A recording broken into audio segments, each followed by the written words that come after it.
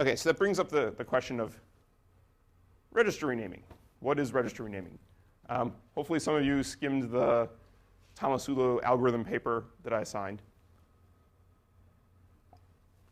because we're going to be discussing that and the motivation for that work. OK, so what is limiting our performance in these pipelines, these out-of-order pipelines that we've discussed so far? OK, a couple things. Write after write and write after read dependencies. Let's talk about these. A write after write dependence, you're going to write to one register, then you're going to write to the register again. And in our pipelines that we've talked about so far, you're basically going to stall the pipe while you're waiting for the first write to commit, because we're not able to handle multiple writes in the pipeline at the same time. But these are not fundamental dependencies. So computer architects put on our thinking cap, and we came up with ways to break these dependencies. A read after write, and that also is true for a write after a read.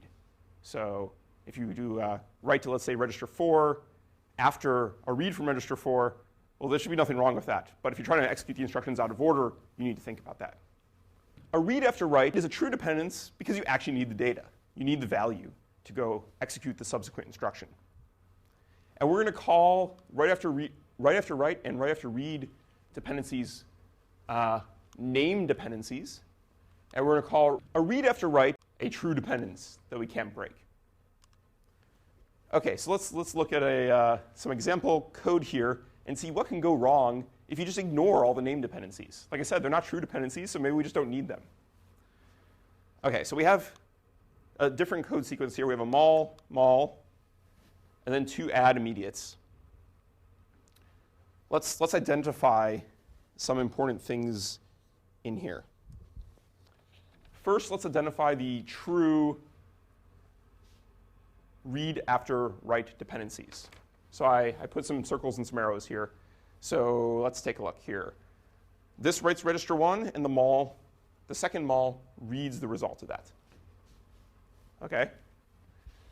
Let's see here. This add reads register 4, and the previous instruction writes register 4. So that's a true dependence. We can't break those. We may talk at the end of the term maybe about some ways to break those, but they get pretty crazy. So let's look at the write after write dependence. So the first write after write dependence is here. We're writing register 4, and then we write register 4 again. But in an out-of-order processor, if we try to break all these dependencies, we can see that we're actually writing to register 4 here, and then we write register 4 here. And that's like out of order. Whoa, what just happened here? Well, we said we just broke the dependency. We're not going to stall the front of the pipe on this. So if you go to execute this on one of our out-of-order issue pipes that we've looked at so far, let's say this is executing on the in-order fetch, out-of-order issue, out-of-order execute, and write back in in-order commit pipe, we can see that we will write to register 4 in time before we wrote to register 4 here. Now that's going to cause some major problems. We just wrote the wrong value. Oops. And the other one here is a write after read dependence. So here we have a read of register 4. And here we have a write of register 4. And because this add got pulled so early in the execution order, we actually wrote before this instruction had a chance to read the value. And the reason this instruction got delayed was because it was also dependent on a true dependency here. But it's dependent on 2 things. But all of a sudden, we wrote register 4 with the value from this add, and then we went and read it, and we read the wrong value. So we can't just go change and break write after write dependencies and write after read dependencies very easily. We need to think a little bit harder about this. One last interesting thing that happens here, this is kind of fun. We do commit in order in this pipe. But look what happens to register 4. We wrote register 4 here, and then we write register 4 again. And then we commit from physical register 4 to architectural register 4. So we just committed the wrong state also to the architectural register file. So we're having lots of problems here. It's not just basic things. So what's the solution to this? Well, the solution is we can start thinking about how to add more registers. So at the top here is the same example I had in the previous slide. So nothing new there. But I wanted to compare this to, let's say, our conservatively stalling pipeline from a performance perspective first. So here we have our in order fetch, out of order issue, out of order write back, and in order commit pipes. This is our most advanced one from last time. But it conservatively stalls on write after write and write after read dependencies. And that's drawn here with these arrows. So we can't even issue this instruction until we know that, let's say, these two instructions here, which have something to do with register 4, commit. And then we can go to issue this. Now, this might be a little bit conservative. This might be even a little bit over-conservative. It might be possible to pull this back 1 or 2 cycles, maybe to sort of the point where this instruction does the write back. But one of the challenges there is you can't necessarily track that very easily inside of your reorder buffer unless you have something there that scans for this exact case. And it's not going to save you that much performance either. What I'm trying to get across here, though, is that the performance of this instruction sequence is actually worse. It takes longer than our incorrect, but we'll call ideal case here on the top.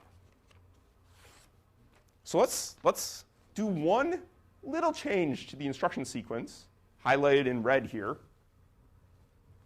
and see what happens to our execution.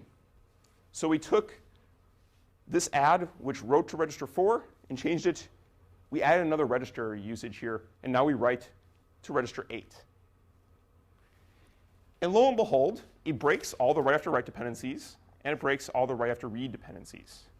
And all of a sudden, we get to our idealized performance. This is the exact same case as that. But we require another register. Well, can we just add infinite numbers of registers? So what's a con of adding infinite numbers of registers? Anyone have any ideas? So if we're trying to use more registers here, we might use up all of our architectural registers. Can we just add more architectural registers to our instruction set? Yeah, so it takes up space. So if we look at our registers, we could have a larger namespace for our registers. But if we have 32 registers, that takes 5 bits. If we have 128 registers, that's going to take 7 bits. If we have infinite, that will take infinite number of bits. But what we're going to talk about in today's lecture is how to do this in hardware such that you have some more registers in your physical register space, but not more registers in your architectural register space. And this is, I should point out, this is not only a register problem. This could also happen with memory. If you name your memory inappropriately, if you have very small amounts of memory and you try to reuse the memory very aggressively, you can get naming problems in that also. But for today, we're going to mostly be focusing on register renaming. And so I'll define register renaming as we're going to change the naming of the registers in hardware to eliminate these write after write name dependencies and the write after read dependencies. OK, so we're going to be talking about 2 major schemes. And they are mirrors of each other and have slightly different hardware requirements. But they're mostly, when you think of them, they're just sort of logically duals of each other, and there's different ways to think of the same problem. So the first scheme we're going to be looking at is we're going to add pointers in our instruction queue and our reorder buffer to allow us to have different register names in them and not actually just have architectural register names in those data structures. The other option, which is if anyone read the Tomasulo algorithm paper, is to actually store the actual value, the data value, in these data structures, in the reorder buffer and in the instruction queue. And they look very similar if you sort of think about it, and they're going to have the same performance. I'll give you the sort of end of the novel at the beginning here. They're going to have the same performance. They're doing the same thing, but they're slightly different in the mechanics perspective. And we're going to start off by looking at this first one here. We're going to have pointers in the instruction queue in the reorder buffer, mainly because we already have pointers in our design that we looked at last time. This in order issue, out of order, or excuse me, in order fetch, out of order issue, out of order execute and write back, and in order commit design.